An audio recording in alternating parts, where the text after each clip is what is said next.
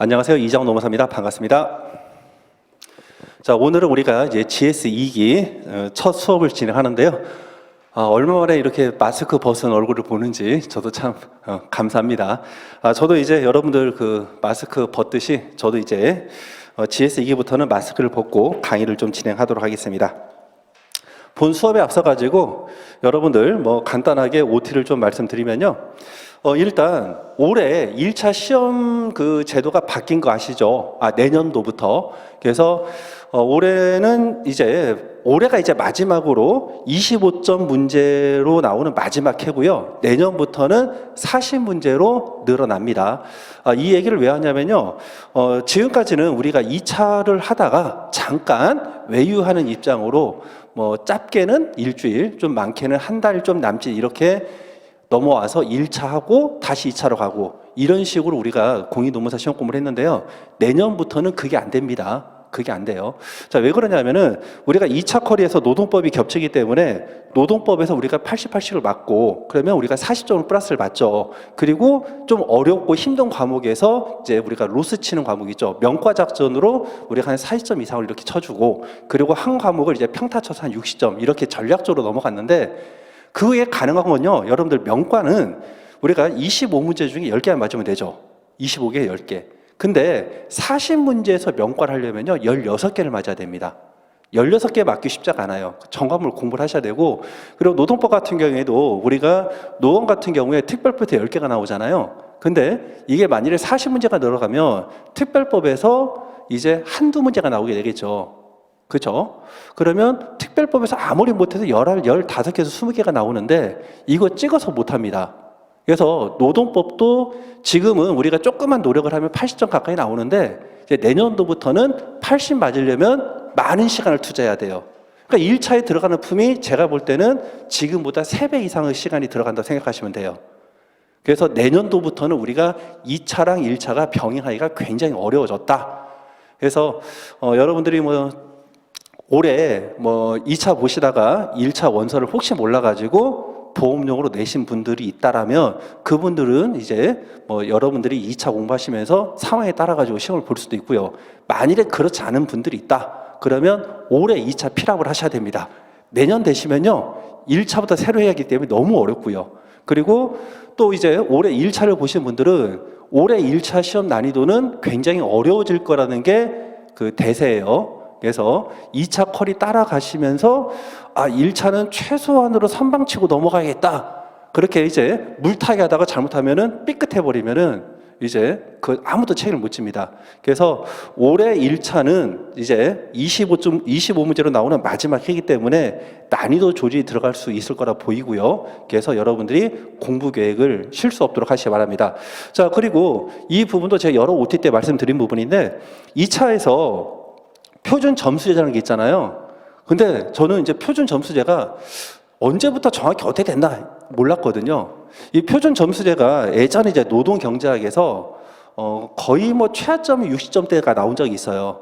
그래서 그때 표준제가 처음 도입된 겁니다. 근데 그때는 선택 과목만 표준제였어요. 선택 과목만. 그러다가 한 2, 3년 지난 다음에요. 이제 갑자기 산업인력관리공단에서 그 연대 통계학과 쪽에 이제 의뢰를 했는데 거기에서 이제 보고서를 이렇게 쓰는 거죠. 보고서를 쓰면서 뭐라고 하느냐? 여기 보세요. 1차의 경우에는 난이도가 크지 않기 때문에 선택 과목에 표준제로 한대요. 근데 2차의 경우에는 이제 3명의 위원들이 동일한 과목에 대해서 독립적으로 채점을 하고요. 과목별 또 난이도가 있대요. 그래서 원래 표준제 도입은 선택 과목에서만 도입이 되었는데 한 2년인가 지난 다음에 전과목 표준제가 도입이 된 거죠. 이게 거의 한 10년 가까이 돼가고 있습니다. 이게 엄청난 문제가 많거든요. 그래서 이 부분도 지금 논의가 되고 있어요. 제가 볼 때는 바뀔 가능성이 한 5할은 되는 것 같아요. 그러니까 1차에서도 40문제로 바뀌었고 2차에서도 전과목 표준제가 없어질 가능성이 굉장히 높아졌다. 그 부분을 좀 여러분들이 인지해 주시고 공부를 해 주시면 될 것 같습니다. 자, 그리고 이제 연간 학습 계획과 관련돼서 간단히 말씀드리면은 지금 1차 시험 본들이 있기 때문에 말씀드립니다. 자, 오늘이 이제 4월 9일이고요. 4월 9일. 아직 시간이 있죠. 시간이 있기 때문에 여러분들이 GS 2기 과정을 따라옵니다. 따라오시는데 이제 5월 달이 이제 거의 넘어가고, 그래서 5월 첫째 주, 둘째 주 가면 1차에 좀 급박해지잖아요. 그래서 그때 이제 여러분들이 2차 드랍하고 1차에 올인하신 분들이 거의 한 7할 이상일 거예요. 7, 8할. 그때 이제 여러분들이 2차에 대해서 완전히 손을 놓으신다. 그러시면 나중에 1차 끝나고 나서 여기 이쪽 커리에 들어갈 때 여러분들이 적응하기 조금 어려워요. 그래서 지금 미리미리 공부하기 싫을 때 2차 커리를 간다 하더라도요, 여러분들이 좀 공부하기 싫고 좀 간단하게 단답형을 좀 보고 싶다. 그러면 아무리 못해도 하루에 한두 시간 정도, 좀 많게는 한나절 정도는 1차 공부를 병행을 해 주셔야 돼요. 아셨죠? 아예 드랍을 하는 것보다는 좀 찔끔찔끔 하시는 게 좀 도움이 될 수 있습니다.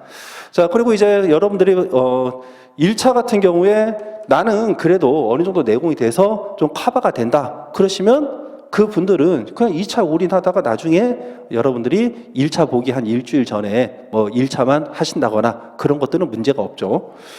자, 이렇게 일단 정리를 해 주시고.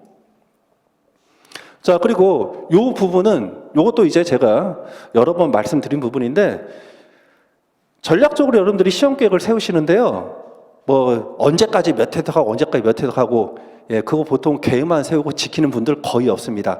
자, 그래서 시험과 관련해가지고요, 우리가 토요일날 노원 노투 인사관리를 보고, 일요일날 행정과 선택관을 보니까, 우리가 전날, 금요일날은 무조건 노원 노투 인사관리를 볼 거고요. 토요일날 이제 공부할 수 있는 시간이 실질적으로, 우리가 시험 끝나고 집에 오면 한 4시 반에서 한 5시쯤 되거든요. 그래서 요 시간에 여러분들이 행정법 정도 하나 볼 수 있는 시간밖에 안 나옵니다. 선택 과목 볼 시간이 없어요. 그래서 여러분들이 노동법이 굉장히 중요하긴 하지만 선택 과목이 합격의 그 당락을 좌우하는 굉장히 큰 요소가 돼요. 우리가 선택 과목 공부하기 싫잖아. 그렇죠? 평소에 여러분들 선택 과목에 올빵 안 합니다. 행정 어려우니까 행정하고요. 노동법은 메인이니까 노동법 하고요. 인사관리, 인사는 잘하는데 답안지는 안 써져. 그러니까 인사하고 선택 과목이 맨 뒤로 돌려. 근데 실제 시험 볼 때는 선택 과목을 마무리를 못 해버립니다. 그래서 지금 미리미리 선택 과목 공부를 하시고, 특히 경영 조직은 양이 많아요. 경영 조직은 양이 많기 때문에 그 부분에 대해서 여러분들이 미리미리 공부 계획을 좀 세우시기 바랍니다. 자, 그래서 여기 수요일하고 목요일날 이때는 당연히 요날 보는 행정하고 그리고 선택관을 보시고, 여기 일요일, 월요일, 화요일날 이때 이제 각각 노원, 노투 그리고 인사관리 이렇게 정리를 하시면 되고요. 공부를 여러분들이 정상적으로 하셨다 싶으시면 하루에 한 과목을 끝낼 수 있는 실력이 쌓입니다. 쌓여요. 그래서 이렇게 정리를 해주시면 됩니다. 자, 그리고 우리가 그동안에 이제 공부했던 거 다른 분들과 스스로 좀 비교를 해볼게요. 자, 우리가 GS 연기 과정에서는요, 뭘 했냐면은 노동법 전체에 대해서 이해를 했죠. 이해를 했고요. 이때는 1차 내용을 대부분 다 우리가 병행을 했습니다. 그러면서 추가적으로 판례 암기를 들어갔었죠. 판례 암기를. 자, 그리고 GS 1기 과정에서는 이제 이 연기 과정을 우리가 주로 이제 반복을 했던 수업 형식으로 진행이 됐습니다. 그러면서 추가적으로 판례를 좀 강조를 했죠. 자, GS 2기 과정에서는 이제 어떻게 하느냐, 여러분들이 기본적으로 판례가 법리가 됐다라는 전제를 하는 겁니다. 판례 법리가 되었다라는 전제 하에서 이제 실제 모의고사를 보는 거죠. 모의고사. 그리고 이때 모의고사를 볼 때는 여기에서 여러분들 주안점은요, 판례 법리를 이제 놓치면 안 돼요.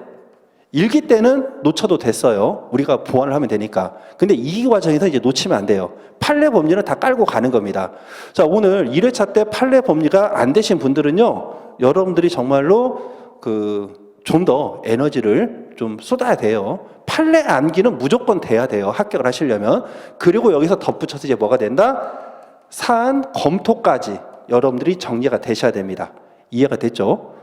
자, 그리고 이제 3기 과정을 가시면은 이제 모의고사를 우리가 150점 배점으로 보시면서 여기에서 더 들어가는 게 뭐냐? 논점 정리까지 여러분들이 마스터를 하는 거죠. 물론 여기에서도 논점 정리를 하긴 하는데 여러분들이 이때 논점 정리는 느낌이 안 와요. 그냥 단순하게 암기를 하고 넘어갑니다.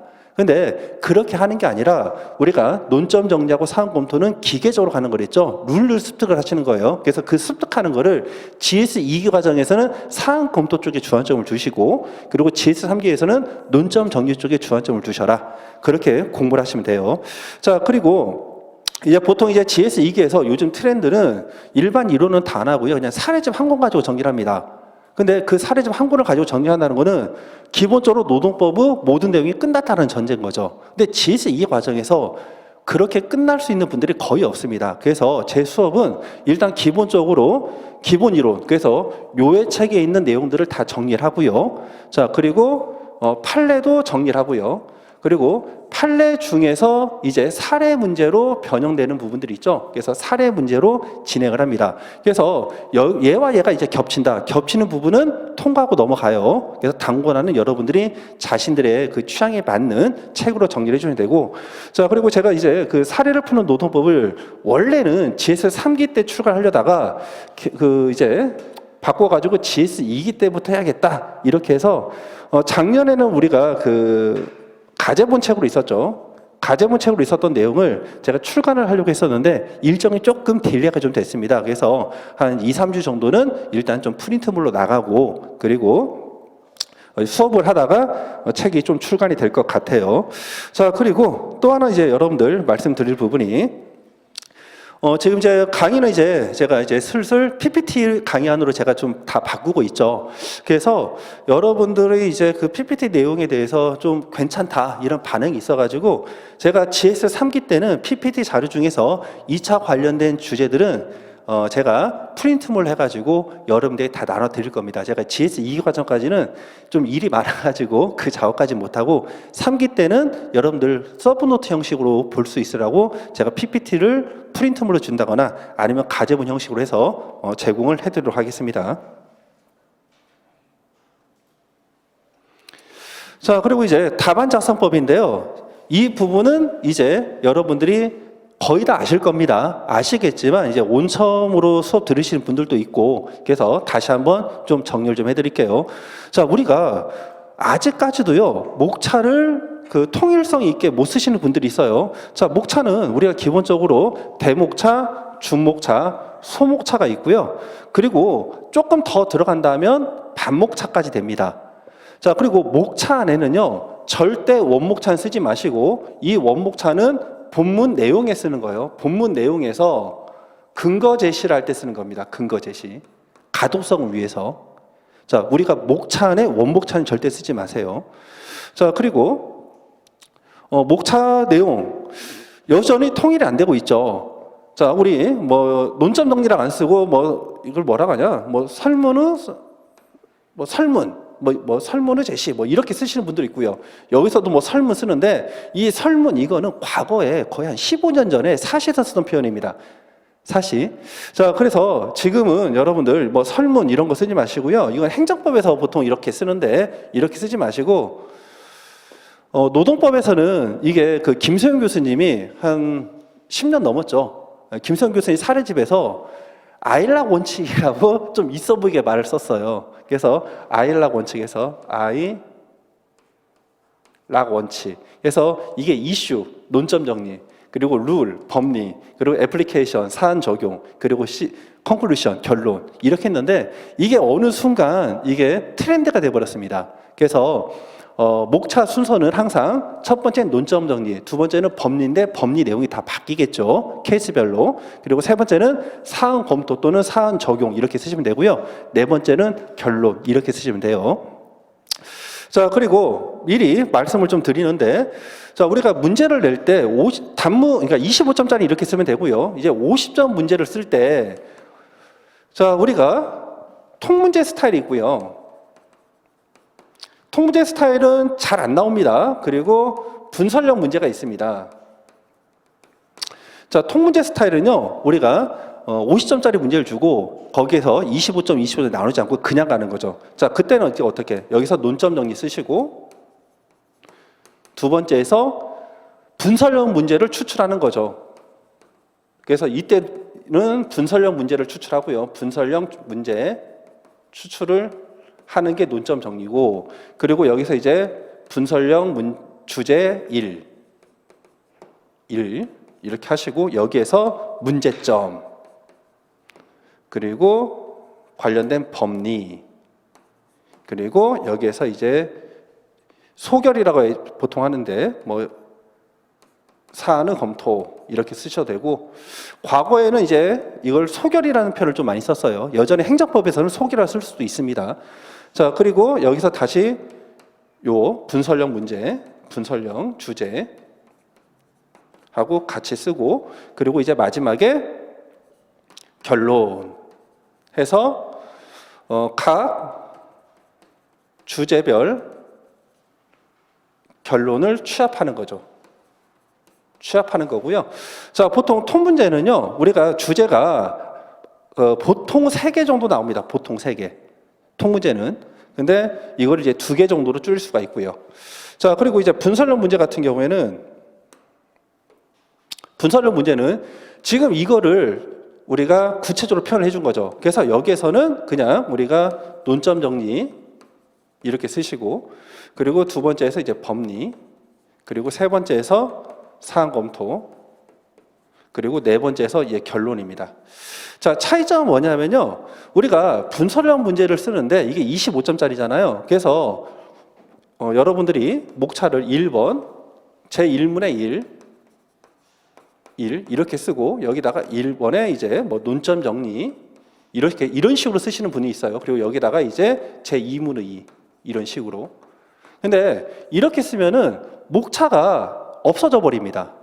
처음에 대목차 자체를 없어버리니까. 그러니까 이렇게 쓰지 마세요. 이렇게 쓰지 마세요. 지금 이거는 뭐냐면 이 통문제 스타일이에요. 통문제 스타일. 이렇게 쓰는 거는. 자, 그래서 실제 교수님들 사집을 봐도요. 우리가 얘와 얘를 1문의 1과 1문의 2를 따로따로 써버립니다. 따로따로 써요. 아셨죠? 그리고 실제 시험에서 이게 1문의 1과 1문의 2가 연계되는 문제도 있는데 완전히 다른 판례 두 개를 합쳐놓은 경우도 있어요.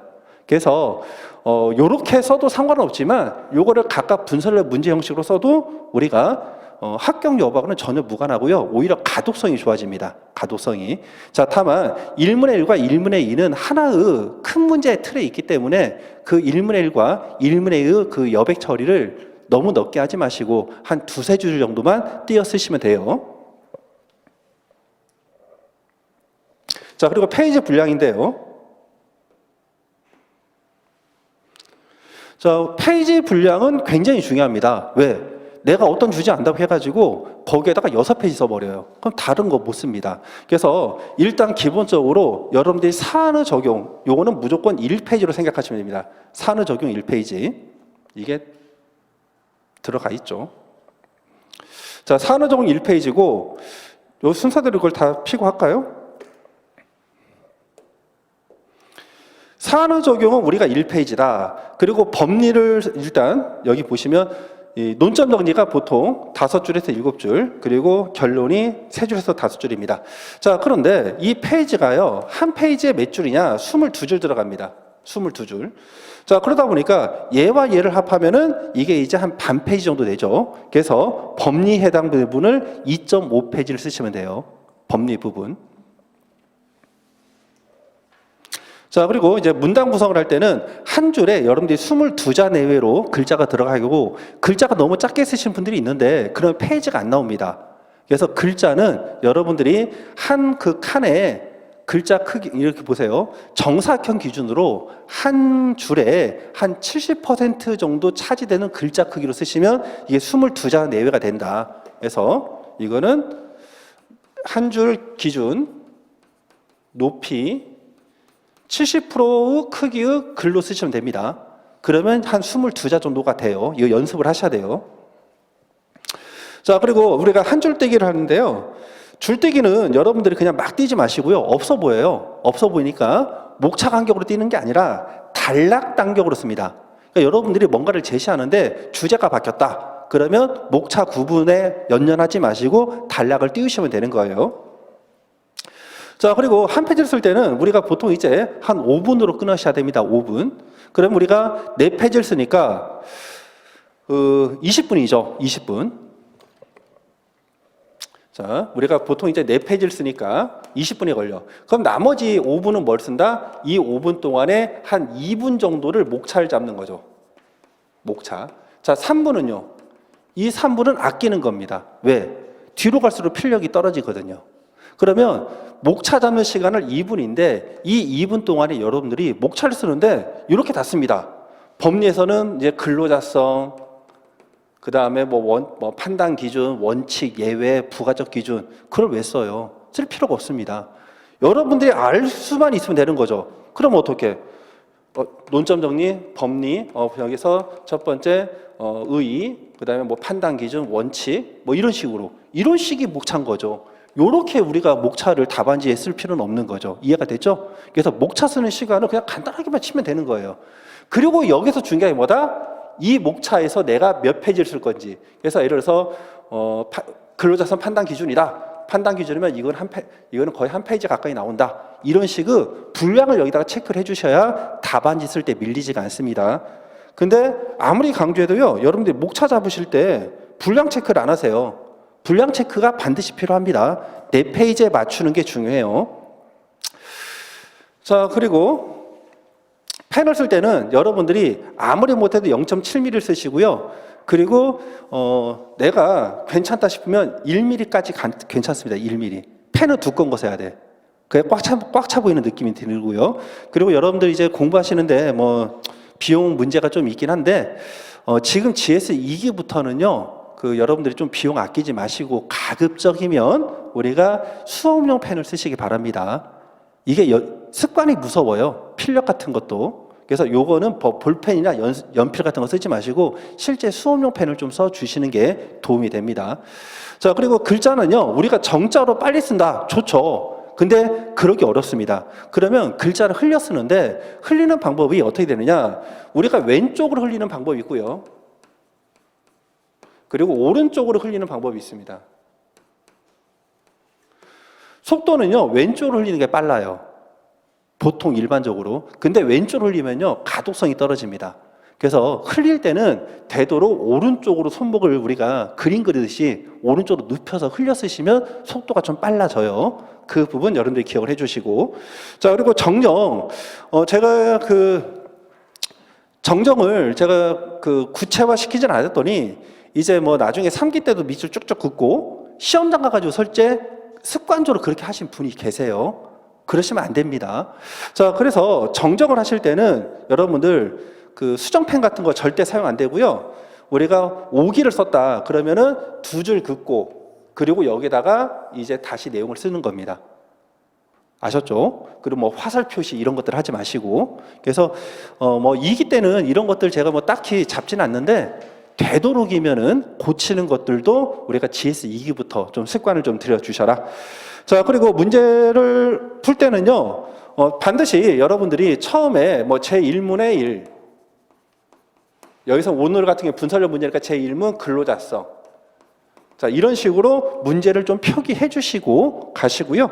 자, 그 다음에 문제가 끝나면은 여기서 쭉 썼다. 그러면 제1문 끝. 이런 표시 해주시고, 그리고 마지막 문제까지 끝났다. 그러면 이렇게 쓰시고 이하 여백. 이 표시를 반드시 해주세요. 답안지 쓰는 룰입니다. 자, 그래서 이것도 이제 여러 OT에서 나왔던 내용인데 실제 답안지를 쓴다. 그러면 일단 첫 번째 우리가 문제 쓰시고요. 그리고 우리가 첫 번째 논점 정리해서 우리 이 칸에는 여러분들 대목차하고 중목차까지만 쓰세요. 대목차, 중목차. 그리고 본문 내용에 이제 우리가 소목차하고 반목차까지 쓰는 겁니다. 자, 그래서 논점 정리해서 우리가 쓰고, 그리고 주제가 바뀌었죠. 그러니까 목차 쓰고, 주제 쓰고, 그리고 또 내용이 바뀌니까 목차 기준이 아닙니다. 단락 기준입니다. 하나 단락이 끝나니까 한 줄, 하나가 단락이 끝나니까 한 줄, 여기서도 하나 단락이 끝나니까 한 줄. 자, 지금 여기서 목차 다 연결 썼잖아요. 하나 단락이 끝나니까 여기서 한 줄, 또 단락 하나가 끝나니까 한 줄. 이런 식으로 가는 거예요. 룰을 꼭 지켜주세요. 이렇게 얘기하는데도 실제 답안지를 보시면은 목차와 문단 간에 이거 다 띱니다. 그러지 마세요. 없어 보여요. 자, 이런 식으로 여러분들이 답안지 구성하시면 됩니다. 자, 그러면 이제 이렇게 해서 잠깐만, 우리 강의 계획서 한번 볼까요? 그래도. 자, 강의 계획서에 중요한 공지가 하나가 있죠. 강의 일정 보시면은 우리가 1차 시험 보는 주 해서 5월 28일은 강의가 없습니다. 그거 하나 기억을 해 주시고요. 자, 그리고 뭐 강의 목표, 강의 특징 이런 것들은 여러분들이 좀 읽어보시면 될 것 같고요. 그리고 이제 여러분들이 이제 공부하시다가 애로사항이 있다 그러시면 저한테 연락을 해 주시면 되죠. 자, 그래서 여러분들이 뭐 글자 같은 거 쓰기 힘들다 싶으시면 공부하시던 부분, 좀 어려운 부분 있잖아요. 체크하시고 사진 찍어서 저한테 보내주시면 제가 여러분들에게 문자 답글은 별로 안 할 겁니다. 왜? 문자 답글은요, 우리가 단답형이잖아요. 그래서 그 단답형으로 제가 설명을 드리는 거는 의미가 없고, 여러분들이 이해가 안 된 부분이 있으면은 제가 좀 짜투리 시간을 활용해가지고 여러분들에게 전화를 걸어서 여러분들이 이해될 때까지 아마 설명을 해드리는 방식으로 진행을 할 겁니다. 자, 그리고 강의 진도표가 있는데요. 예, 강의 진도표는 가급적이면 좀 맞추려고 노력을 하겠지만 강의 진도표는 좀 형식이고요. 그래서 여러분들이 이제 그 예습을 하기 위해서 이 강의 진도표에 너무 연연하지 마시고요. 혹시 다음 주 진도 어디까지 나가시나 싶으시면 저한테 개인적으로 좀 질문을 하시면 될 것 같습니다. 그래서 이거는 참고용으로 보시면 될 것 같습니다. 자, 이렇게 하고 이제 우리 본 수업 들어가겠습니다.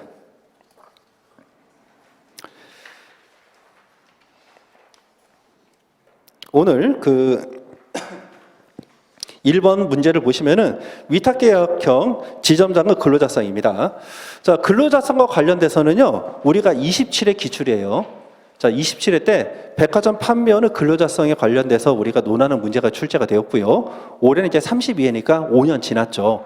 자, 그리고 이 보험회사의 위탁계약형 지점장의 근로자성 여부가요, 과거부터 계속 문제가 됐었는데 근로자성이 부정이 되다가 이제 최근에 근로자성이 인정이 되었죠. 그래서 이거는 굉장히 좀 의미가 있는 판례이기 때문에 여러분들이 좀 준비를 좀 하셔야 됩니다. 자, 칠판 한번 보시면요, 일단 근로자성과 관련돼서는 우리가 법조문이 있죠. 항상 답안지 쓸 때는 우리가 판례를 나가기 전에 법조문부터 갑니다. 그래서 근기법 제2조 제2랑 제1호에 있죠. 잠깐만.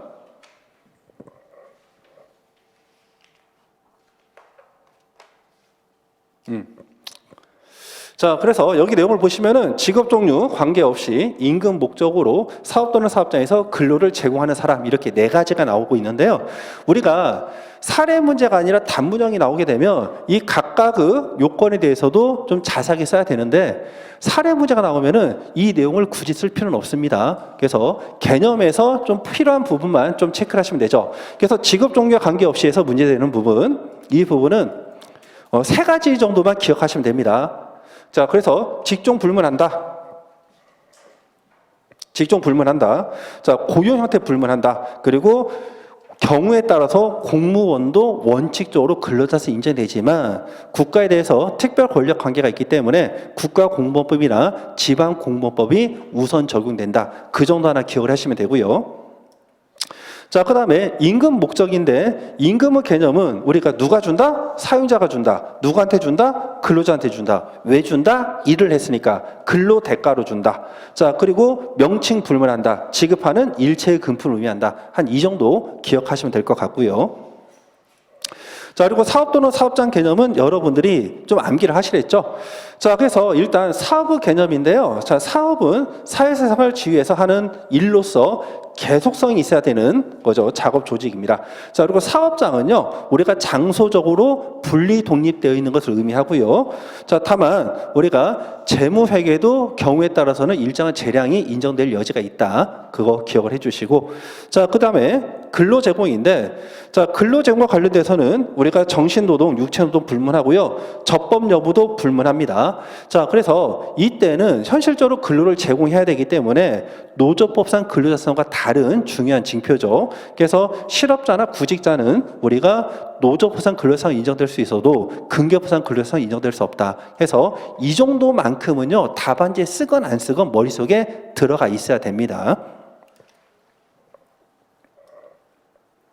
자, 그 다음에 이제 여러분들 지금 이제 제가 과거에는 1기까지는 PPT 설명해드리고 유해책을 또 다 체크를 해드렸잖아요. 근데 2기 때는 그럴 시간이 없어요. 그래서 2기 때는 PPT 설명하고 책하고 그냥 같이 병행해서 나갈 거니까 여러분들이 잘 따라오시기 바랍니다. 자, 그 다음에 이제 근로사 판단인데 지금 이건 이제 다 판례 내용이죠. 이거는 그냥 깡그리 암기를 하셔야 됩니다. 자, 그래서 우리가 근로기준법 제2조 제1항 제1호에는 뭐가 있었다? 근로자 개념이 있었죠. 그렇죠? 근로자 개념. 직업종주 불문하고 사업 또는 사업장에서 임금을 목적으로 근로를 제공하는 자. 근데 이때 근로가 뭔지를 잘 모르겠어. 그래서 판례가 보완 설명을 합니다. 자, 그래서 뭐라고 하느냐? 자, 일단 계약 형식 불문한다입니다. 그래서 계약 형식이 고용계약인지 도급계약인지 이거 묻지 않고요. 실질에 있어서 사업 또는 사업장에서 임금을 목적으로 근로를 제공하는지 여부에 따라 판단한다. 자, 이거는 법조문과 동일하죠. 중요한 건 뭐야? 종속적인 관계라는 게 있어야 되죠. 종속적 관계. 이게 추가가 되는 거죠. 그래서 이때 종속적인 관계가 무엇이냐? 이제 판례가 이거를 구체화시키고 있는데 이걸 교수님들이 강학상 종사보관기로 구분하고 있다. 그래서 종속노동성, 독립사업자성, 보수근로대가성, 근로계약관계의 전속성, 그리고 기타 요소 이렇게 구분하고 있고요. 자, 종속노동성은 다시 징표가 5가지가 나오고 있죠. 그래서 업무 내용이 지정되어 있는지, 그리고 취업규칙 등의 복무규율을 받고 있는지, 그리고 상당한 지휘감독을 받고 있는지, 근무시간이나 근무장소가 사용자에 의해서 지정이 되고 이에 구속되고 있는지 이게 있고요. 자, 그 다음에 독립사업장성과 관련돼서는 징표가 2가지로 구분되고 있습니다. 그래서 비품 등의 소유 여부, 그리고 제3자를 고용해서 자신을 대행케 할 수 있는 등 독립하여 자신의 계산으로 사업을 영위하고 있는지 여부. 자, 그리고 인후 창출과 손실의 초래 등 위험을 스스로 안고 있는지 여부. 자, 이게 있고요. 자, 보수 근로대가성은 3가지 징표가 있습니다. 자, 그래서 근로의 대상자 성격이 있는가, 그리고 기본급이나 고정급이 지급되고 있는지, 또 근로소득세 원천 징수 여부 이게 있고요. 자, 근로계약 관계의 계획성과 전속성인데요. 자, 이 부분은 노무 제공 관계가 일정 기간 동안 계속되고 있는가. 자, 전속성을 좀 조심해야 됩니다. 전속성은요, 내가 이 사업체에서 일을 하다 보니까 시간이 없어서 다른 데 가서 일을 못하는 게 전속성이고요. 그리고 대행이란 개념은 틀립니다. 나를 대신해서 일을 시키는 것, 이거하고는 틀려요. 자, 그 다음에 기타 요소로서 사회보장 제도에 관한 법령. 자, 이게 뭐냐? 여러분들 흔히 말하는 사대보험 처리입니다. 자, 이런 법령에서 근로자주의를 인정받고 인지 여부. 자, 요게 있고요. 자, 그 다음에 이제 부차적 요소가 있죠. 그래서 여러 징표 중에서 사용자가 경제적으로 우월한 지위를 이용해서 의무적으로 정할 여지가 큰 요건들이 있죠. 요소들이 있죠. 자, 이것들은 이러한 점이 인정되지 않는 사정만으로 쉽게 근로성을 부정할 수 없다 했고요. 자, 여기에는 이제 우리가 4가지가 있습니다. 그래서 첫 번째 취업규칙, 두 번째 기본급이 정해진 여부, 그리고 근로세 원천 징수 여부, 그리고 사회보장 제도에 의해서 근로자의 지위가 인정되지 여부. 자, 이게 있었죠. 자, 그래서 이제 마지막 복습 두 문제 한번 해볼까요? 자, 지금 근로성 판단 어떻게 한다? 형고도 실사임 종근이라고 했었죠.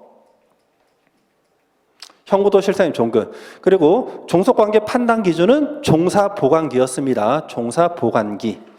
자, 그리고 이 종속노동성과 관련해서는 내규 상시장이었죠. 내규 상시장. 자, 그리고 독립사업성은 비대, 독자 사이, 이손 위한. 요거를 하나 쓰시고요. 비대, 독자 사이, 이손 위한. 자, 그래서 비품 소유 여부, 제3자를 고용해서 업무를 대행케 하는지 여부. 자, 그 내용이 들어가고 있고. 자, 보수 근로대가성은 대기소라고 말씀드렸고요. 자, 그리고 노무 제공관계 계획성과 전속 중에서는 전개 이렇게 기억을 해주시고, 그리고 기타 요소는 장지. 자, 그리고 부착 요소는 Q 기소장 이렇게 Q를 Q로 해서 Q 기소장 이렇게 암기를 해주시기 바랍니다. 자, 이렇게 하면 25점짜리 문제 한 판을 끝내는 거죠.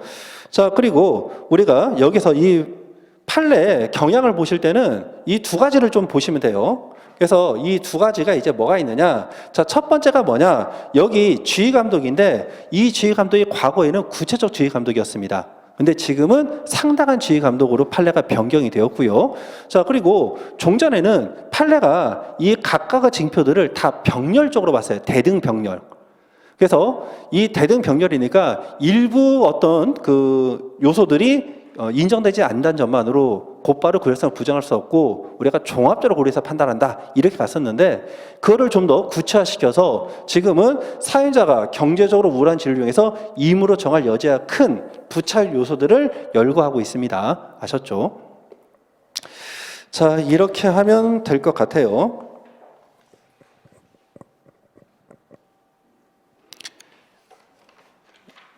자, 그러면 오늘 시험 문제 이제 법률 좀 보겠습니다. 오늘 시험 문제 이제 목차를 한번 잡으시는데 개인적인 생각으로는 목차를 암기하시지 마세요. 여러분들이 여러 번 공부하다 보면 내가 쓸 글들이 나옵니다. 근데 그게 도저히 안 되다시피 목차를 암기하셔도 무방하고요. 근데 가급적이면 암기량을 줄이는 게 좋겠죠. 자, 그래서 일단 대목차, 논점 정리, 그리고 여기 법리 부분인데 질문이 근로자성 인정된지를 물어보니까 근기업상 근로자 쓰시고 사안 검토 결론입니다. 자, 그러면 이 근로자성, 여러분들 근로자성 판단 기준 이게 제일 중요한 건데 항상 첫 번째는 우리가 그 개념이 뭔지 의의를 먼저 쓰는 거예요. 이 의의에 들어간 게 뭐다? 법조문이죠. 법조문. 됐죠? 자, 그리고 나서 두 번째 이제 우리가 판례를 쓰는 겁니다. 그래서 근로자성 판단 기준인데 기본 원칙이 뭐다? 형고도 실사임 종근을 써주시면 되고요. 이해가 됐죠? 그래서 계약 형식 불문하고요. 실질적으로 종속적인 관계에서 근로를 재무자에 따라 판단한다. 종속성이 뭔데? 다시 꼬꼬무, 꼬리에 꼬리를 물고 우리가 논리를 잡는 거죠. 그래서 종속적인 판단 기준. 그래서 원칙은 어떻게 간다? 종사 보관계로 간다. 자, 그러면서 부착 요소에서 뭐가 있다? Q 기소장이 있다. 이렇게 쓰시면 되고요. 그리고 여러분들 이제 판례 경향이 한참 전에 바뀌었지만 미기출이니까 판례 검토 정도에서 두 가지 아까 말한 것처럼 지휘감독이 구체적 지휘감독에서 상당한 지휘감독으로 바뀌었고요. 그 요건들이 병렬적 요건에서 부차적 그 요건으로 이제 구분되고 있다. 그 정도 쓰시면 됩니다. 자, 그러면 사안 검토를 할 때는 일단 질문에 대한 답을 먼저 쓰는 거죠. 근로자성 인정된다 안 된다? 일단 인정된다로 우리가 갑니다. 자, 참고로요. 근로자에게 불리한 답이 나오는 판례들도 있어요. 판례들도. 근데 그런 것들은 이슈가 되는 판례들이고, 그리고 일반적인 거는 노동법이니까 근로자에게 유리한 결론이 도출될 가능성이 큽니다. 이해가 됐죠? 자, 그러니까 얘는 근로자성 인정이 돼. 왜? 지금 업무 위탁 계약을 체결했음에도 불구하고 얘는 근로자성 인정이 돼. 그러면 이제 여러분들 제3자에게 설명을 해줘야 돼. 야, 지금 위탁 계약형 지점장인데 이 사람이 위탁 계약했는데 왜 근로계약 안 썼는데 왜 근로자야? 답을 해줘야겠죠. 그러면 답을 뭐라고 해? 우리가 결론에 대한 근거를 써야 되죠. 이게 결론에 대한 근거죠. 근로자성 어떻게 판단하는데? 계약 형식 불문하고 종속적인 관계에서 근로를 제공하고 있다면 근로자잖아. 그러면 이제 종속적인 관계라고 판단을 했어. 그럼 다시 제가 물어봅니다. 아니 왜 종속성인데? 그럼 여러분이 설득을 해줘야 되죠. 그래서 종속성에 대해서 각각 판단을 해준다는 겁니다. 그러면 왜 이 종속 노선이 인정되는지, 왜 독립사실에서 부정되는지, 왜 이 보수가 근로 대가성이 인정되는지 이런 것들을 여기서 설문에서 끌고 와가지고 판단해 주시면 되는 거죠. 이해가 됐죠? 자, 그래서 오늘 이제 설문을 한번 보면서 간단히 좀 정리를 할게요. 자, 일단 글자가 좀 작아졌지만 그래도 보일 거라 보이고 위탁계약형 지점장인데 지금 문제를 보시면은 위탁계약형 지점장이 근로자에 해당하는가 이렇게 물어봅니다. 자, 그러니까 여러분들은 근로자에 해당한다. 근데 종속적인 관계가 인정이 돼야 된다. 여기까지 갔죠. 그럼 사실관계에서 왜 종속성이 인정되는지를 먼저 평가를 해야 됩니다. 자, 그러면 먼저 이거는 여러분들이 그 종사 보관계와 관련이 없는데 타 판례가 언급하고 있는 내용이에요. 자, 만일에 여러분들이 사업자를 운영하는데요. 여러분들에게 굉장히 중요한 내용이야. 우리 회사의 흥망성쇠를 좌우하는 거예요. 그걸 남에게 맡길 거예요? 아니죠. 내가 가지고 해야 되지.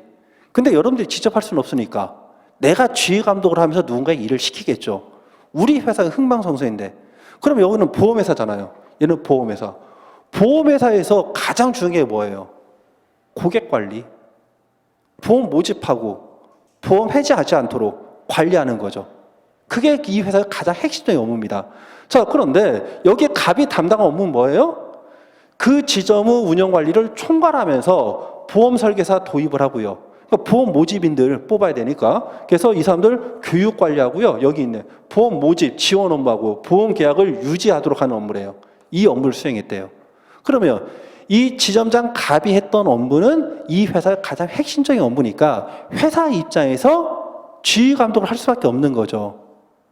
이해가 됐죠? 그거를 먼저 설치를 해주시고, 자, 그 다음 보시면은 여기 보험회사의 어떤 그 조직 체제를 봤더니 3단 구성으로 되고 있는데, 여기 3단 구성, 그래서 여기 핵심 업무로서 상당한 지휘 감독을 유인할 필요가 있고, 자, 지금 지역본부, 지역단, 지점으로 이어지고 있는데 맨 마지막에 있는 단위가 지점이고요. 여기에 대한 관리자가 있어야겠죠. 그게 지점장입니다. 근데 이 지점장은 우리가 두 가지로 나눠집니다. 하나는 정규직 근로자예요. 근로계약을 체결한 일반직 근로자. 근데 여러분들 지점에 있다가 본사로 우리가 이동할 수 있겠죠. 보통 지점장이 본사 가면 부장급입니다. 아셨죠? 자, 그리고 우리가 지금 보험 설계사 신분을 가지고 있는 위탁계약형 지점장으로 이원화되어 있다는 거죠. 이원화. 그럼 여기에서 지금 하는 일이 똑같아요.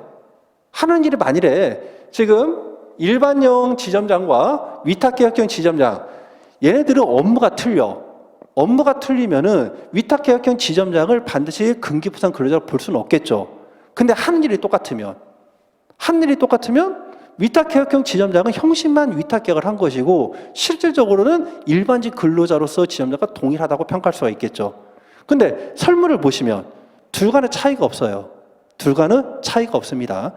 자, 그래서 그런 부분들을 먼저 여러분들이 좀 비속어긴 한데 삥을 한번 딱 던지는 거죠.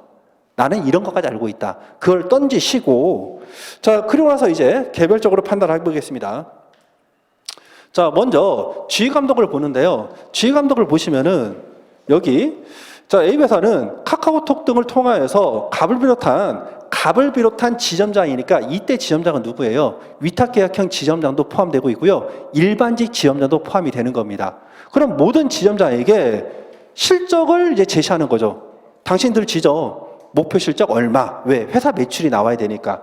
자, 이렇게 하고 있고요. 자, 또 실적을 제시하고 이 실적이 달성되는지 관리를 하고 있다는 겁니다. 그래서 일일 보고라던가 현장 활동 보고라던가 월말 마감 보고를 통해서 이 목표 달성 여부를 확인하고 또 달성을 하지 못했다면 달성 방안을 제출하도록 지금 관리하고 있다는 거죠. 자, 그러면 이 설문을 가지고서 법적 평가를 하면 뭐가 되죠? A 회사는 위탁계약형 지점장 갑에 대해서 상당한 지휘 감독을 하고 있다. 쉽죠? 이게 사안 검토예요. 자, 그 다음에 이제 여러분들이 문제를 다 보셨으니까 그 다음에 나오는 건 뭐냐? 우리가 근무 장소와 근무 시간에 관한 내용을 좀 보겠습니다. 자, 보시면 여기 설문에서 자, 지금 위탁계약형 지점장은 실제 업무 시간은 일반직 정규직 지점자와 다르지 않았다. 근무 시간이 다르지 않습니다. 자, 그리고요, 또 이 회사가 제공하고 있는 지점 내에서 이 회사가 제공한 사무실, 직접 여기서 운영 업무를 했고요. 또 현장에 이제 외근을 할 때죠. 현장 활동, 외근을 할 때는 나 어디 나갔다 올게 상급 기관에 보고를 하고 있고요.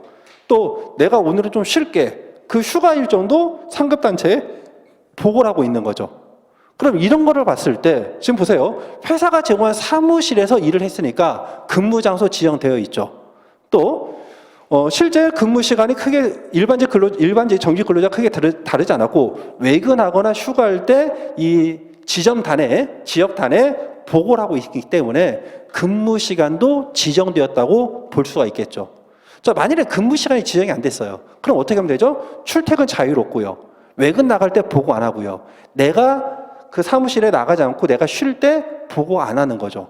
근무 시간과 관련된 징표들입니다. 그래서 이런 것들을 여러분들이 이제 설문으로 제시를 하시고 뭐라고 한다? 법적 평가는 따라서 근무 시간과 근무 장소에 근무 시간과 근무 장소가 지정되었다고 평가할 수 있다. 자, 추가적으로 하나 더 쓰시면 여기 보시면 본사에서 채용한 선무 직원이 배치되어 있죠. 그럼 이 선무 직원이 뭐 한다? 근태 관리를 할 여지도 있다. 그런 내용까지 추가하시면 되겠습니다. 자, 그 다음 내용을 보시면요. 자, 여기 내용을 보시면 계약기간 만료 전에도 실적 부진을 이유로 해지한대요. 자, 그리고 위탁계약형 지점장의 소속 지점을 변경한대요. 자, 그러면 이거를 우리가 다른 말로 하면요. 해지는 해고로 볼 수가 있고요. 또 지점 변경은 뭐가 된다? 배치 전환으로 할 수 있겠죠. 그러니까 배치 전환, 즉 이거는 전직으로 볼 수 있겠죠. 근무지 변경. 자, 그러면 이런 거를 통해서 법적 평가를 뭐라고 하죠? 설문을 활용해야 되죠. 그럼 A 회사는 위탁계약형 지점장 갑에 대해서 뭐를 하고 있다? 지금 인사 이동 등에 대한 인사 명령권을 행사하고 있다. 이해가 됐죠? 인사 명령권을 행사하고 있다. 자, 그 다음 보겠습니다. 자, 이제는 이제 종속 노동성은 빠졌고요. 그 다음은 이제 독립사업자성으로 가겠습니다. 그럼 독립사업자에서 첫 번째가 뭐다? 독자 사위. 독자적으로 자신의 계산 사업을 영위하고 있는 여부를 보는데 봤더니 자기 병 하나 났습니다. 지금 회사에서 담당 그 지점 운영비와 시책비를 직접 지급을 하고 있죠. 사무실도 제공하고 있죠. 자, 또 우리가 인력과 관련돼 가지고요. 그 지점에 A 회사 소속 선무 직원을 직접 배치를 합니다. 이해가 됐죠? 내 돈 주고 내가 지금 이 직원을 채용해요? 아니면 사무실 운영비를 내요? 임차를 내요? 하나도 없어요. 몸만 가서 일을 하는 거죠. 자, 이런 점을 기준으로 했을 때 법적 평가보다 독자적으로 자신의 계산으로 사업을 영위했다고 볼 수 있다 없다? 볼 수가 없다죠. 자, 그 다음에 보겠습니다. 자, 그 다음에 이제 이손위안이죠. 자, 위손위안과 관련돼서는 지금 이 위탁계약형 지점장 갑은 수익이 뭐가 있죠? 지금 보험료 판매 실적에 따른 여기 보시면 보험 모집 그리고 유지, 즉 우리가 보험 실적이죠. 보험 실적에 따른 수수료만 지급됩니다. 여기 있네. 수수료만 지급되고 있죠. 그러면 이 수수료를 본인이 정했어요? 본인이 정한 게 아닙니다. 회사가 일방적으로 정하는 거죠. 그리고 이 수수료 등 외에 여기 보시면은 뭐 인센티브도 지급되고 있는데 이런 것들은 논의하고요. 내 노력에 의해서 뭔가 다른 추가적인 수익이 있다 없다. 추가적인 수입이 없는 거죠. 그래서 이런 점을 우리가 기준으로 했을 때 이윤의 창출과 손실의 위험 등의 위험을 스스로 안고 있다고 볼 수가 있다 없다. 볼 수가 없다라는 겁니다. 이해가 됐죠? 자, 그 다음에 이제 뭐가 있느냐? 보수 근로대가성 한번 보겠습니다. 자, 보수 근로대가성 보시면은 지금 수수료를 임금이 아니라 이제 수수료를 지급하고 있긴 한데 이 수수료는 실적에 따라 지급되다는 거죠. 자, 그러면 기본급이 정했다고 보기는 여기서는 조금 어려울 수 있습니다. 실적만으로 본다라면. 근데 이 실적에 따라 지급되는 거는 이 회사의 업무 특성에 기인한 임금 지급 방법을 볼 수가 있다는 거죠. 우리가 인사관리에서 임금 지급 방법 중에 시급으로 주는 경우도 있지만 그러니까 성과에 따라서 지급하는 임금 지급 체계가 있습니다. 자, 그리고 또 뭐가 있느냐? 여기 보시면 최소 수수료 지급액이 보장이 되어 있대요. 자, 그래서 뭐 최초에는 우리가 6개월간은 뭐 500만 원, 그리고 그 이후에는 좀 이제 회사 상황이 좀 변경이 되어가지고 200에서 300만 원 정도 보장이 되었다. 그러면 이 최소한도 내용을 기본급 처리를 할 수도 있겠죠. 물론 변동은 매번 될 수 있지만, 자, 그런 식으로 여러분들이 문장 구성을 하시면 되고요. 자, 그 다음 보시면은 우리가 지점장 중에 일반직 지점장과 위탁계약형 지점장에게 구분하지 않고요. 매 어떻게 지급하고 있다? 인센티브를 동일하게 지급하고 있대요. 구분하고 있지 않다는 겁니다. 자, 기타 복리후생 지원도 우리가 일반직 정규직 지점장과 구분하지 않고 동일하게 지원하고 있으니까 이런 점들을 기초로 봤을 때 이 수수료는 근로 제공에 대한 대가로서 지급되는 것으로 평가를 하시면 됩니다. 그래서 이 경우에 아까 말한 것처럼 성과 형태로 지급되는 보수는 업무 특성에 기인한 것이다. 이거 하나 기억을 해주시고, 그리고 이렇게 지급된 수수료는 근로 대가로서 지급된 것이고, 여기 최소 수수료 금액을 보장한 거는 기본급으로 성격을 갖는다고 평가될 수 있다. 이렇게 정리를 하시면 됩니다. 자, 그럼 이제 마지막인데, 근로제공관계의 계획성과 전속성을 한번 평가해 볼게요. 지금 보시면 지금 2014년부터 18년 제가 이거 숫자를 맞췄습니다. 지금 4년간 일을 하고 있죠. 그리고 이 사람이 하고 있는 일은 지금 해당 지점의 운영관리를 총괄하는 거죠. 그럼 이 일하면서 다른 일 할 수 있어 없어요? 없죠. 그러니까 여기 사실관계를 언급하시고 법적 평가는 뭐다? 따라서 이 가부 경우에는 이런 A 회사와의 노무제공 관계가 계속성과 전속성이 인정된다. 이렇게 법적 평가를 하면 되는 겁니다. 자, 이런 거로 이렇게 봤을 때 이제 어떻게 한다? 위탁계약 비록 계약 형식은 위탁계약을 체결했지만 그 근로자성이 인정이 된다. 그러면 회사 측에서 주장하는 거를 우리가 또 판단을 해야겠죠. Q 기소장 이해가 됐죠? 그러면 이제 회사가 주장하는 걸 볼게요. 자, 회사는 계약 형식이 근로계약이 아니라 업무 위탁계약을 체결했다. 자, 그리고 이 사람에는 지금 인사관리 시스템, 이 인사관리 시스템이 뭐냐? 복무규율이라고 보시면 되죠. 우리가 뭐 복무규율에서 출근했을 때 뭐 도장 찍고 이런 것들 적용되지 않았다. 자, 또 근무 시간도 적용되지 않았다. 자, 그리고 임금이 아니라 수수료 등이 지급되었다. 지급되는 명칭이. 자, 그러면 여기에 대한 법적 평가는요. 이런 점들은 우리가 Q 기소장이죠. A 회사가 경제적으로 우울한 지를 이용해서 임으로 정할 여지가 크기 때문에 이러한 점이 인정되지 않는다는 점으로 곧바로 근로성을 부정할 수는 없다. 그렇게 하는 거죠. 자, 이런 식으로 쓰는 게 사안 검토 또는 사안 적용입니다. 자, 그럼 이제 논점을 잡아볼까요? 자, 논점은 회사 측에서는 뭐라고 주장하죠? 야, 업무 위탁계약 체결했잖아. 또는 근로성이 부정될 수 있는 징표, 여기 인사관리 시스템 적용되고 있지 않잖아. 이렇게 주장을 합니다. 그러면 여러분들이 그 주장을 깨려면요. 야, 뭔 소리야. 지금 갑은 종속적인 관계에서 근로를 제공하고 있잖아. 이렇게 하는 거고요. 근데 그 종속적 관계에서 법적 평가를 우리가 지금 한 3개 정도 했었죠. 그럼 그 키워드를 뽑았으면 됩니다. 이해됐죠? 그래서 상당한 지휘감독이 인정되는지, 또는 우리가 독립사업자성이 부정이 되는지, 또는 보수의 근로자성이 인정될 수 있는지, 이런 것들을 논점으로 보시면 돼요. 자, 그래서 그 예시 답안 2페이지 보시면 논점들이 뭡니다. 자, 이런 것도 여러분들이 암기가 아니라 그 느낌을 피를 받으시면 돼요. 자, 캅은 A 회사와 근로계약이 아닌 지점장 업무 위탁계약을 체결하고 인사관리 시스템과 근무 시간에 관한 규정을 적용을 받지 않으며 실적에 따른 수수료와 인센티브만을 지급받았음에도 불구하고, 자, 이 내용들을 여러분들이 뭐 다 쓸 수는 없고요. 여러분들이 사용자가 주장하는 것들, 근로자성이 부정되는 징표들, 이런 거를 던져주면 되는 겁니다. 그래서 비록 뭐뭐하고 있다 하더라도, 자, 임금을 목적으로 종속적인 관계에서 근로를 제공하고 있는 근기법상 근로자에 해당하는지 문제가 된다. 그리고 좀 추가적으로 구체화시켜서 특히 A 회사가 핵심 업무인 지점, 운영, 그리고 관리 업무에 대해서 상당한 지휘 감독을 하고 있는지, 위탁계약형 지점장이 독립사업자로서 실제를 가지고 있는지, 그리고 갑이 A 회사로부터 지급받은 수수료 등의 보수 근로대가성이 인정될 수 있는지 문제가 된다. 됐죠? 그리고 나서 이제 법리에서 아까 말한 것처럼 의의, 근로성 판단 기준으로서 기본 원칙, 종속성 판단 기준 쓰시고요. 그리고 판례검토 쓰시고, 그리고 이제 사안 검토로 넘어가겠습니다. 자, 그래서 갑이 수행한 보험 설계사 관리, 참고로, 자, 우리가 논점 정리를 잡으셨잖아요. 그러면 사안 검토는 논점 정리에서 제시된 주제들에 대해서 법적 평가를 하는 그 목차가 사안의 검토 또는 사안의 적용이다. 이렇게 보시면 됩니다. 자, 그래서 먼저 갑이 수행한 보험 설계사 관리, 보험 모집 직원, 보험 계약에 대한 유지 관리 등, 자, 이건 예시고요. 담당 지점의 운영 관리 총괄 업무는 아까 말한 것처럼 A 회사에서의 가장 핵심적이고 중요한 업무이기 때문에 상당한 지휘 감독을 할 수밖에 없다는 겁니다.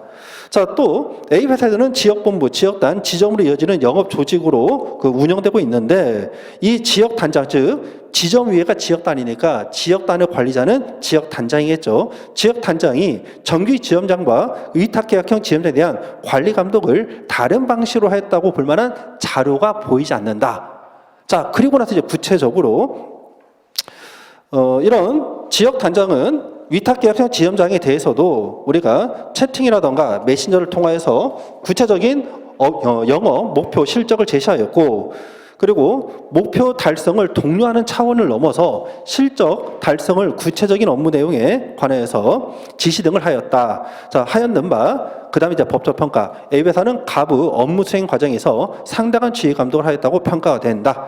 자, 그 다음은요, 우리가 근무 시간과 근무 장소 지정 여부인데, 갑의 실제 업무 시간은 정규 지점장과 크게 다르지 않았고, A 회사가 제공한 사무실에서 지점 운영 업무를 수행하면서 현장 활동 시에도 지역단의 보호가 이루어지고, 휴가 일정도 지역단에 보호되었을 뿐만 아니라, A 회사의 사무 직원의 지점 사무실에 배치된 서무 직원에 의해 출퇴근 관리가 이루어졌다고 볼 만한 여지도 있기 때문에 근무 시간과 근무 장소에 구속되었다고 평가된다, 또는 구속받지 않았다고 보기 어렵다. 이거는 좀 완곡한 표현이고요. 또 계약기간 만료 전에도 실적 부인 등을 이유로 해지할 수 있었을 뿐만 아니라 회사 필요에 따라 위탁계약형 지점장의 소속 지점 변경이 가능하였는 바 실질적으로는 인사 이동과 크게 다르지 않는다고 보인다.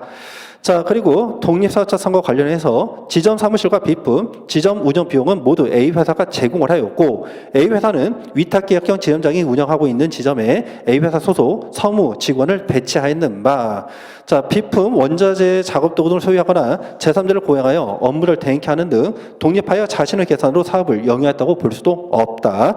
자, 나아가 갑은 실적에 따라 지급되는 수수료 등의 증가나 감소 이외에 지점 운영에 따른 이윤 차질과 손실 처리 등 위험을 스스로 안고 있다고도 보기도 어렵다. 자, 그리고 보수 근로 대가성입니다. 실적에 따른 수수료와 인센티브를 지급받았는데, 자, 이와 같은 성과 형태의 보수는 업무 특성에 기인한 것으로 볼 수도 있고요. 저 정규직 지점장도 위탁계약형 지점장과 동일하게 기본급 외에 실적에 따른 인센티브를 지급받음으로써 보수의 편차가 있었고, 또 A 회사가 상당의 액수 최소 수수료를 보장하고 있었던 점에 비춰봤을 때 양자 간의 차이가 있다고 보기 어렵고, 또 갑 등 위탁계약형 지점장이 지급받는 수수료 등이 지점 운영이라는 근로 대가로서 임금의 성격을 지닌다고 볼 여지가 크다. 자, 또한 이제 노무 제공 관계 전속성과 계속성입니다. 갑은 4년간 위탁계약형 지점장으로서 업무에 종사했으므로 근로제공 관계의 계속성과 전성이 인정이 된다. 자, 따라서 갑은 임금을 목적으로 종수적인 관계에서 A 회사에 근로를 제공한 근로자에 해당한다. 자, 여기서 끝나지 마시고요. 사행자의 주장을 마지막으로 확인합니다. 자, 비록 A 회사가 지점장 업무 위탁계약을 체결하고 위탁계약형 지점장에게 적용되는 인사관리 시스템 등의 적용을 받지 않았고, 또 단지 실적에 따른 수수료를 지급받다 하더라도 이러한 사정 등은 노무 제공 관계의 실태와 부합하지 않는 계약서 문헌에 불과하거나 A 회사가 경제적으로 우월한 지위를 이용해서 사실상 임으로 정할 여지가 크기 때문에 이러한 전반으로 갑의 근로성을 부정할 수 없다, 이렇게 하시고요. 자, 사안을 검토해서 주의할 점, 등장되는 표현들은요 다 구체화시켜야 됩니다. 일반화시키면 안 됩니다. 일반화시키면, 예를 들어서 A 회사라고 해야지 이걸 사용자라고 하면 안 됩니다. 또 근로자라고 하면 안 되고요. 실제 등장인물 갑이라고 표현을 해주셔야 돼요. 구체화시켜야 됩니다. 자, 결론입니다.